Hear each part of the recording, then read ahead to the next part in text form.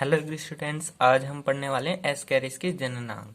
ठीक है, एस्कैरिस के जो नर जननांग होते हैं, मादा जननांग होते हैं, वो क्या क्या होते हैं उनके बारे में पढ़ेंगे। इसके कुप्रभाव क्या हैं, ठीक है, वो सब उसके बारे में आज हम पढ़ेंगे। तो ठीक है, सबसे पहले हम जान लें कि जो एस्कैरिस होता है इसके जो जननांग होते हैं वो टीलोगोनिक प्रकार के होते हैं। ठीक है, अब देखो, अब बात करते हैं एस्कैरिस के नर जननांग की। देखो, एस्कैरिस में जो होते हैं हमारे निम्नलिखित प्रकार के जो जननांग होते हैं वो पाए जाते हैं। देखो कौन कौन से पाए जाते हैं। सबसे पहला होता है हमारा वर्सन। ठीक है, अगर आपको एग्जाम की तैयारी कर रहे हैं 12th बोर्ड की, तो आपको ये सब याद करना पड़ेगा। ठीक है, तो सबसे पहले वर्सन नर एस्कैरिस में, और जो अगर आप यूपी कैटेट की तैयारी करें तो उसके लिए भी मैं बताऊंगा कि उसके लिए आपको कैसे पढ़ना है। तो सबसे पहले वर्सन, तो नर एस्कैरिस में वसन शरीर के पश्च भाग में पाई जाती है।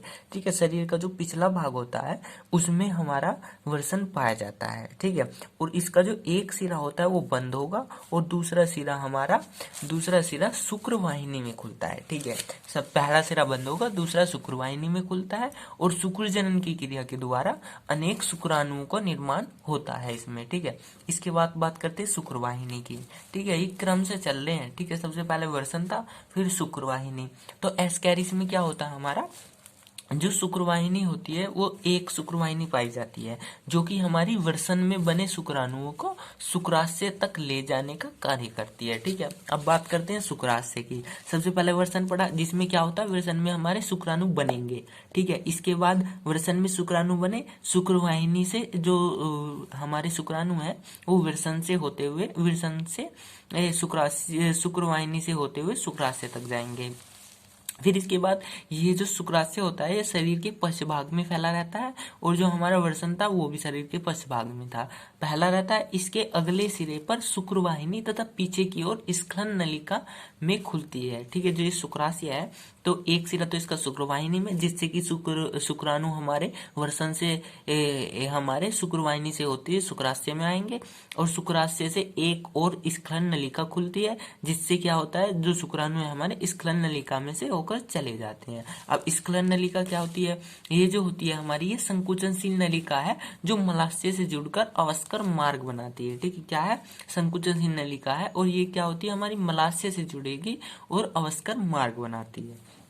इसके बाद जो अवस्कर मार्ग है वो क्या होता है, ये जो होता है हमारा मध्य अधर रेखा पर। ठीक है, मध्य अधर रेखा, जैसे ये एस्कैरिस है तो यहाँ मध्य और यहाँ पर मध्य अधर रेखा पर, ठीक है, पर जो है अवस्कर द्वार बाहर की ओर खुलता है। मध्य अधर रेखा पर बाहर की तरफ जो है हमारा अवस्कर द्वार खुलेगा। तो देखो पूरा हमें पूरी समझ में आ गया। देखो क्या हुआ, सबसे पहले विरसन है।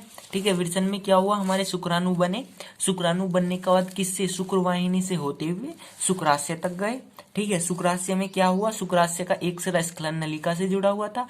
स्खलन नलिका क्या थी, एक संकुचनशील नलिका थी, जिससे क्या है दूसरी ओर इसमें अवस्कर मार्ग से जुड़ी रहती है ये। और अवस्कर मार्ग में क्या होता है, ये जो अवस्कर मार्ग है ये बाहर की तरफ खुला होता है। ठीक है, बाहर की तरफ हमारा खुला होता है, जिससे क्या होगा, हमारे शुक्राणु मादा में चले जाते हैं। ठीक है, इसके एस्कैरिस के शुक्राणु मादा एस्कैरिस में चले जाते हैं। फिर पीनियल सूक, तो पीनियल सूक में क्या होता है, एस्कैरिस में दो संकुचनशील थैलियां होती हैं। पीनियल सूक, इनके चित्र भी दिखाऊंगा मैं आपको। एस्कैरिस में दो संकुचनशील थैलियां होती हैं जिन्हें पीनियल कोष कहते हैं। ठीक है, पीनियल सूक की बात हो रही है। यहाँ क्या है, एस्कैरिस में दो संकुचनशील थैलियां पाई जाती हैं जिन्हें पीनियल कोष कहते हैं। इसमें दो कांटे के आकार की रचनाएं पाई जाती है जिन्हें पीनियल सूक कहते हैं। ठीक है, किसमें, पीनियल कोष में। ठीक है, पीनियल कोष में कांटे की समान रचना पाई जाएंगी जिन्हें हम कहेंगे पीनियल सूक। ठीक है, पीनियल कोष की भित्ति में जो होता है हमारा प्रोट्रैक्टर एवं रिट्रैक्टर लगे होते हैं। ठीक है, प्रोट्रैक्टर रिट्रैक्टर क्या होते हैं हमारे, ये जो होते हैं ये पीनियल सूक को बाहर धकेलने एवं वापस खींचने का काम करते हैं। ठीक है, ये क्या होता है, जब मैथुन होता है तो उसके समय जब मादा के साथ करेगा वो, तो जो होगा हमारा प्रोटेक्टर काम करेगा और रिट्रैक्टर ये क्या काम करते हैं, पीनियल सूक जो होगा हमारा उसे बाहर खींचने का काम कर, बाहर धकेलने का और वापस खींचने का काम करेंगे। ठीक, इसके बाद ये पीनियल सूक मैथुन के समय मादा के भग को फैलाने का काम करता है। ठीक है, जो मादा का जो भग होगा उसे ये जो पीनियल सूक है वो फैलाने का काम करेगा, और इसमें लगे प्रोटेक्टर और रिट्रैक्टर उसे बाहर धकेलने और वापस खींचने का काम करेंगे। ऐसे इसमें मैथुन की क्रिया भी होती है। इसके बाद हम अगर एस्केरिस के मादा जननांग की बात करें तो इसमें क्या होता है, ये देखो सबसे पहले क्या होता है अंडाशय। इसमें तो अंडाशय में क्या होता है, मादा एस्केरिस में अंडाशय एक जोड़ा पाया जाता है, उसमें वृषणता, ठीक है, इसमें एक जोड़ा पाया जाता है और यह शरीर के पश्च 2/3 भाग में फैला रहता है, ठीक है, शरीर के पूरे 2/3 भाग में फैला रहता है पिछले वाले, ठीक है। इसका दूसरा सिरा जो होगा हमारा अंडाशय का अंडवाहिनी में खुलेगा और इसमें अंड जनन की क्रिया द्वारा अंडों का निर्माण होगा, ठीक है। 2-3 बात इसमें, अंड जनन की क्रिया द्वारा अंडों का निर्माण होता है, शरीर के पश्च भाग में 2/3 भाग में फैला रहता है और ये क्या होता है, एक जोड़ा पाया जाता है अंडाशय, ठीक है। 3-4 बातें थी इसमें। इसके बाद अंडवाहिनी की बात करें तो इसका एक सिरा अंडाशय से जुड़ा रहता है जो अभी बताया, ठीक है, और तो दूसरा सिरा गर्भाशय से जुड़ा रहता है। यह अंडाशय में बने अंडों को ले जाने का कार्य करता है। देखो क्या होता है, अंडाशय में अंडे बनेंगे, उसके बाद जैसे शुक्राशय में हमारे, जैसे हमारा वृषण था उसमें शुक्राणु बनने थे, ऐसे यहाँ अंडाशय में अंडाणु बनेंगे और अंडवाहिनी, जैसे वहां शुक्रवाहिनी काम कर रही थी यहाँ पर अंडवाहिनी काम करेगी और वो अंडों को गर्भाशय में लेकर जाएगी, ठीक है। ये संख्या में 2 होंगे, जो हमारा एस्केरिक्स होता है उसमें गर्भाशय 2 होते हैं और इसमें संकुचनशीलता का गुण पाया जाता है, यानी संकुचनशीलता का मतलब है कि इकट्ठा हो सकता है और फैल सकता है, ठीक है, संकुचनशीलता का गुण पाया जाता है। फिर इसके बाद बात आती है योनि की, तो दोनों ओर के गर्भाशय आपस में मिलकर एक छोटी संकरी तथा एक संकुचनशील योनि का निर्माण करते हैं जो फैल सकती है और सिकुड़ सकती है, इसका मतलब है संकुचनशील, ठीक है, और ये क्यूटिकल से अवतरित रहती है, ठीक है, इस पे क्यूटिकल होते हैं। अब इसके बाद बात आती है भग की, तो भग क्या होता है हमारा, योनि एक नन्हे अनुपस्थ दरारनुमा, ठीक है। अभी योनि की बात कर रहे थे, अब भग की, तो योनि एक अनुप्रस्थ दरारनुमा मादा जनन छिद्र अथवा भग नामक छिद्र द्वारा शरीर की मध्य अधर रेखा पर बाहर की ओर खुलती है, उसे कहते हैं हम भग, ठीक है। अब देखो सारी दोबारा से देख लेते हैं। सबसे पहले क्या था, अंडाशय था जिसमें हमारे अंडाणु बन रहे थे, 2/3 पश्च भाग में फैला हुआ था, अंड जनन की क्रिया द्वारा अंडों का निर्माण हो रहा था, ठीक है, और वहां क्या था, शुक्र जनन की क्रिया द्वारा शुक्राणु का निर्माण हो रहा था, यहाँ अंड जनन की क्रिया द्वारा अंडाणु का निर्माण हो रहा है। इसके बाद अंडवाहिनी का क्या काम है, हमारे अंडों को लेगी और गर्भाशय तक पहुंचाएगी। गर्भाशय क्या, 2 गर्भाशय हैं, संकुचनशीलता का गुण है। इसके बाद योनि का क्या है, योनि हमारी दोनों ओर के गर्भाशय जो है एक छोटी सी संकरित तथा संकुचनशील योनि का निर्माण करते हैं, ठीक है। इसके बाद जो हमारा भाग है, जो योनि है हमारी, वो एक नन्हे अनुपस्थ दरारनुमा छिद्र के द्वारा शरीर के अधर भाग में खुलती है, जिसे हम क्या कहते हैं, भग कहते हैं, ठीक है। ये सब हो गया हमारे नर जननांग और मादा जननांग। अब बात कर लेते हैं हम एस्केरिस के जो मनुष्य पर कुप्रभाव क्या क्या पड़ते हैं। देखो एस्केरिस के मनुष्य पे क्या, जिस मनुष्य की आंत में एस्केरिस पाया जाता है उसे एस्केरियोसिस रोग हो जाता है, ठीक है। सबसे पहली चीज ये है, बहुत इंपॉर्टेंट चीज है, जिसकी आंत में एस्केरिस पाया जाएगा उसे एस्केरियोसिस नामक बीमारी हो जाती है, ठीक है। इसमें लक्षण देखो क्या क्या होते हैं, शरीर की वृद्धि रुक जाएगी, व्यक्ति चिड़चिड़ हो जाता है, चिड़चिड़ा, ठीक है। इसके बाद व्यक्ति को नींद नहीं आती, जिसकी भी उसमें एस्केरियोसिस हुआ होगा, ठीक है, जिसकी आंत में एस्केरिस होगा उसे एस्केरियोसिस होगा और ये सारे लक्षण दिखाई देंगे। व्यक्ति में उल्टी, बुखार, बेचैनी, ठीक है, और आंतों में सूजन आ जाएगी। व्यक्ति को स्नोफीलिया भी हो सकता है, ठीक है। इसके बाद एस्केरिस रोग में आने वाली जो औषधियां हैं हमारी, उनका कौन कौन सी का प्रयोग होता है। देखो सबसे पहले हमारी हेलमासिड, डिकैरिस, एंटीपार, एल्कोपार और हमारा जो सबसे लास्ट वाला क्या होता है, चिनोपोडियम का तेल, ये भी इसमें बहुत कारगर होता है। इसके बाद हम एस्केरिस रोग, जो हमारा एस्केरियोसिस रोग है, उससे बचाव कैसे कर सकते हैं। देखो सबसे पहले समय समय पर नाखून काटते रहना चाहिए, भोजन करने से पहले साबुन से हाथ धोने चाहिए, सब्जियों और फलों को धोकर खाना चाहिए और मल कूड़े का बहिष्कार वैज्ञानिक विधि से करना चाहिए, ठीक है। मल कूड़े का यानी कि जैसे डस्टबिन है उसमें करें और मतलब हाथ ना लगाएं, इसमें वैज्ञानिक रूप से उसका बहिष्कार करें, ठीक है। हमारा एस्केरिस कंप्लीट हो गया है। अब देखो अगर आप यूपी कैटेट की तैयारी कर रहे हैं तो यूपी कैटेट के लिए देखो एस्केरिस का कैसे पढ़ेंगे। जैसे ये एस्केरिस है तो इसमें क्या करेंगे, अगर हम यूपी कैटेट के लिए पढ़ेंगे तो हम केवल वो पॉइंट पढ़ेंगे जो हमें काम आएंगे, ठीक है। हमें इतने सारा बड़ा चीज पढ़ने की जरूरत नहीं है यूपी कैटेट के लिए। देखो जैसे हमारा क्या पढ़ेंगे, गोलकृमि, इसका संघ पढ़ेंगे नेमेटोडा, ये हमें याद होना चाहिए, इसका जूलॉजिकल नेम याद होना चाहिए, एस्केरिस लुम्ब्रिकोइडस, वर्ग याद होना चाहिए, फैसमीडिया, गण याद होना चाहिए, हमारा एस्केरोइडिया, ठीक है। फिर जो हमारा ये एक अंतःपरजीवी है ये हमें पता होना चाहिए, बच्चों की आंत में पाया जाता है ये, ठीक है। और फिर इसके बाद ये मोनोजेनेटिक प्रकार का होता है, बताया था मैंने, नर छोटा होता है मादा बड़ी होती है, ठीक है।